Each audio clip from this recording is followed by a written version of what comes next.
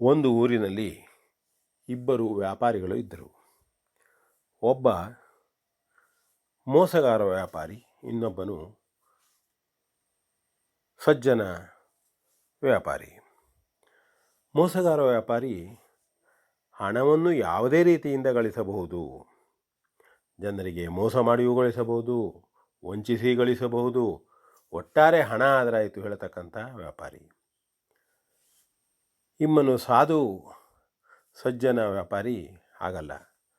ಹಣವನ್ನು ಒಳ್ಳೆಯ ಮಾರ್ಗದಿಂದ ಗಳಿಸಬೇಕು, ಜನರಿಗೆ ಮೋಸ ಮಾಡಬಾರದು, ಅದರಿಂದ ನಮಗೆ ಮುಂದೆ ಒಳ್ಳೆಯದಾಗುವುದಿಲ್ಲ, ಹಣ ಗಳಿಸುವುದು ಮಾತ್ರವೇ ಜೀವನದ ಉದ್ದೇಶ ಆಗಬಾರದು, ಹೀಗೆಲ್ಲ ಅವನ ಭಾವನೆ ಇದ್ದಂಥವನು.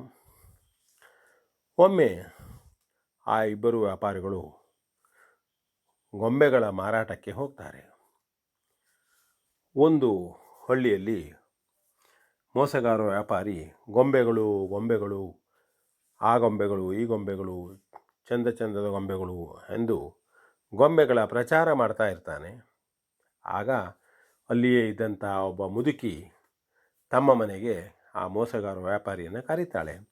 ಒಂದು ಗೊಂಬೆಯನ್ನು ಕೂಡ ನನಗೆ, ಏನದರ ಬೆಲೆ? ಇಂತಿಷ್ಟು ಎಂಬುದಾಗಿ ಅವನು ಹೇಳ್ತಾನೆ. ಆಗ ಪಾಪ ಆ ಮುದುಕಿ ಹತ್ರ ಹಣ ಇರುವುದಿಲ್ಲ, ಬಡವಳವಳು. ಆದರೂ ಮಕ್ಕಳಿಗೊಂದು ಗೊಂಬೆಯನ್ನು ತೆಗೆದುಕೊಳ್ಬೇಕು ಹೇಳ್ತಕ್ಕಂಥ ಆಸೆ.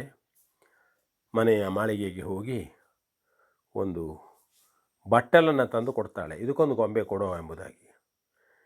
ಆಗ ಆ ವ್ಯಾಪಾರಿ, ಮುದುಕಿ ದಡ್ಡಳಿದ್ದಾಳೆ, ಇವಳಿಗೆ ಇನ್ನೂ ಮೋಸ ಮಾಡಬಹುದು, ಈ ಬಟ್ಟಲು ತುಂಬ ಬೆಲೆ ಉಳ್ಳದ್ದು, ಹಾಗಾಗಿ ವಿಚಾರ ಮಾಡಿಕೊಂಡು, ಅಜ್ಜಿ ಇದಕ್ಕೆ ಒಂದು ಗೊಂಬೆನೂ ಬರುವುದಿಲ್ಲ, ಇದಕ್ಕೆ ಇನ್ನೂ ಸ್ವಲ್ಪ ಹಣವನ್ನು ಸೇರಿಸಿ ನೀನು ಕೊಟ್ಟರೆ ಗೊಂಬೆ ಕೊಡಬಹುದು, ಒಂದು ಗೊಂಬೆ ಕೊಡ್ತೇನೆ ಎಂಬುದಾಗಿ ಹೇಳ್ತಾನೆ.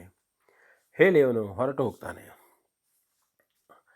ನಂತರ ಅದೇ ದಾರಿಯಲ್ಲಿ ಈ ಸಾಧು ವ್ಯಾಪಾರಿ ಬರ್ತಾನೆ, ಸಜ್ಜನ ವ್ಯಾಪಾರಿ. ಗೊಂಬೆಗಳು ವಿವಿಧ ಗೊಂಬೆಗಳು, ಆ ಬಣ್ಣದ ಗೊಂಬೆ ಈ ಬಣ್ಣದ ಗೊಂಬೆ ಕೂಗ್ತಾ ಇರ್ತಾನೆ. ಆಗಲೂ ಪಾಪ ಈ ಅಜ್ಜಿಗೆ, ನೋಡೋಣ ಇವನು ಬಂದಿದ್ದಾನಲ್ಲ, ತಮ್ಮ ಮೊಮ್ಮಗಳಿಗೆ ಒಂದು ಗೊಂಬೆಯನ್ನು ತೆಗೆದುಕೊಳ್ಳೋಣ. ಹೋಯ್ ವ್ಯಾಪಾರಿ, ಬಾರಯ್ಯ ನಮ್ಮನೆಗೆ, ನೋಡು ಈ ತಟ್ಟೆಯನ್ನು ಕೊಡ್ತೇನೆ ನಿನಗೆ, ನನಗೊಂದು ಗೊಂಬೆಯನ್ನು ಕೊಡು ಎಂಬುದಾಗಿ ಆ ಅಜ್ಜಿ ಹೇಳ್ತಾಳೆ. ಆಗ ಅವನು, ಅಯ್ಯೋ ಅಜ್ಜಿ, ಇದರ ಬೆಲೆ ಬಹಳಷ್ಟು, ಇದಕ್ಕೆ ಒಂದು ಗೊಂಬೆ ಇಲ್ಲ, ನನ್ನಲ್ಲಿರುವ ಎಲ್ಲ ಗೊಂಬೆಗಳನ್ನು ನಿನಗೆ ಕೊಟ್ಟು ಹೋಗ್ತೇನೆ ಇವತ್ತು, ಆದರೂ ಸಹಿತ ನನಗೆ ಹಣ ಇನ್ನೂ ಉಳಿತದೆ, ನಾಳೆ ಮತ್ತೆ ಗೊಂಬೆಯನ್ನು ತಂದು ಕೊಡ್ತೇನೆ ಎಂಬುದಾಗಿ ಹೇಳ್ತಾನೆ. ಆ ಅಜ್ಜಿಗೆ ಬಹಳಷ್ಟು ಖುಷಿಯಾಗ್ತದೆ ಮತ್ತು ಆಶ್ಚರ್ಯ ಆಗ್ತದೆ. ಹೇಳಿ ಅವನು ಹೋದ ನಂತರ ಈ ಮೋಸ ಮಾಡುವ ವ್ಯಾಪಾರಿ ಮತ್ತೊಮ್ಮೆ ಅಲ್ಲಿ ಬರ್ತಾನೆ. ಬಂದು ಅಜ್ಜಿಗೆ ಹೇಳ್ತಾನೆ, ಅಜ್ಜಿ ಅಡ್ಡಿಲ್ಲ, ಆಯಿತು, ಆ ಬಟ್ಟಲನ್ನು ಕೊಡು, ಈ ಗೊಂಬೆಯನ್ನು ನಿನಗೆ ಕೊಟ್ಟು ಬಿಡ್ತೇನೆ ಎಂಬುದಾಗಿ ಹೇಳ್ತಾನೆ. ಮುದುಕಿ ನಂಬುತ್ತಾಳೆ ಎಂಬುದಾಗಿ, ಅಜ್ಜಿ ನಂಬುತ್ತಾಳೆ ಅಂಥೇಳಿ. ಆಗ ಆ ಅಜ್ಜಿ ಅವನಿಗೆ ಹೇಳ್ತಾಳೆ, ಅಯ್ಯ ಯಾಕೆ ಇಷ್ಟು ಮೋಸ ಮಾಡುವುದಕ್ಕೆ ಕಲಿತೀರಿ? ನೋಡು, ನಿನಗೆ ಬಟ್ಟಲನ್ನು ಕೊಟ್ಟಾಗ ನೀನು ಇದರ ಮೌಲ್ಯವೇ ಇಲ್ಲದ ರೀತಿಯಲ್ಲಿ ಹೇಳಿ ಹೋದೆ, ಒಂದು ಗೊಂಬೆಯನ್ನು ಕೊಡುವುದಕ್ಕೂ ಆಗದೆ, ಹಣ ಕೊಡಬೇಕು ಅಂತ ಹೇಳಿದೆ. ಆದರೆ ಮತ್ತೊಬ್ಬ ವ್ಯಾಪಾರಿ ಬಂದು ನೋಡು, ಮನೆ ತುಂಬ ಗೊಂಬೆಯನ್ನು ಕೊಟ್ಟಿದ್ದಾನೆ, ಇನ್ನೂ ಗೊಂಬೆಯನ್ನು ಅದಕ್ಕೆ ಕೊಡ್ತೇನೆ ಅಂತ ಹೇಳಿದ್ದಾನೆ. ಇಷ್ಟು ಸಜ್ಜನ ವ್ಯಾಪಾರಿ ಅವನು ನಿಜವಾದಂತಹ ಮನುಷ್ಯ ಅವನು. ಹೀಗೆ ನೀನು ಕೂಡ ಮಾಡುವುದನ್ನು ಕಲಿ. ಆ ಮೋಸ ವಂಚನೆಯಿಂದ ಮಾಡಿದಂತಹ ಹಣ ಹೆಚ್ಚು ಕಾಲ ಬರಲಾರದು, ಜನರಿಗೆ ನೋವಾಗ್ತದೆ, ಅದರಿಂದ ನಿನಗೂ ಅದರಿಂದ ಮುಂದೆ ಕೇಡಾಗ್ತದೆ ಎಂಬುದಾಗಿ ಅವನಿಗೆ ಅಜ್ಜಿ ಹೇಳಿದಾಗ ಆ ಗೊಂಬೆಗಳನ್ನು ನೋಡ್ತಾನೆ.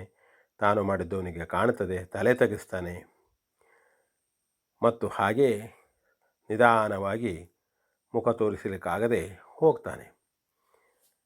ಇದು ಒಂದು ಕತೆ. ನೋಡಿ, ನಾವು ಯಾರಿಗೂ ಮೋಸವನ್ನು ಮಾಡಬಾರದು. ಮತ್ತು ಹಣವನ್ನು ಗಳಿಸುವುದೇ ಜೀವನದ ಉದ್ದೇಶ ಅಲ್ಲ. ಹಣವನ್ನು ಒಳ್ಳೆಯ ರೀತಿಯಿಂದ ಗಳಿಸಬೇಕು, ಇನ್ನೊಬ್ಬರಿಗೆ ಅದರಿಂದ ಸಹಾಯ ಆಗಬೇಕು, ನಮಗೂ ಒಳ್ಳೆಯದಾಗಬೇಕು. ಮೋಸ ಯಾರಿಗೂ ಒಳ್ಳೆಯದಲ್ಲ, ಮಾಡಬಾರದು, ವಂಚನೆ ಮಾಡಬಾರದು ಎಂಬುದನ್ನು ಈ ಕತೆ ಹೇಳ್ತದೆ. ಕೇಳೋಣ, ನೀತಿಯನ್ನು ಬೆಳೆಸಿಕೊಂಡು ನೀತಿವಂತರಾಗಿ ಬಾಳೋಣ ಎಂದು ಹೇಳ್ತಾ